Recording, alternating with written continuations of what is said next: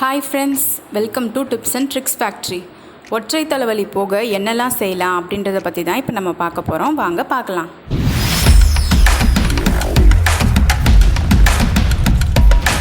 ஒற்றை தலைவலி போக ஒரு நாளைக்கு 3 லிட்டர் தண்ணி கண்டிப்பாக குடிங்க. காஃபியும் டீயும் டீஹைட்ரேஷனை அதிகமாக ஏற்படுத்தும், அதனால் அதை தவிர்ப்பது நல்லது.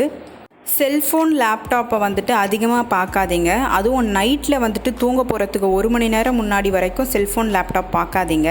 புற ஊதா கதிர்களிலிருந்து நம்ம கண்களை பாதுகாக்க கூலிங் கிளாஸ் அணியிறது ரொம்ப நல்லது. குளிர்ச்சியான தண்ணியில் 2 வேளையும் நல்லா குளிங்க. இதெல்லாம் ஒற்றை தலைவலி வராமல் நம்மளை பாதுகாக்கும்.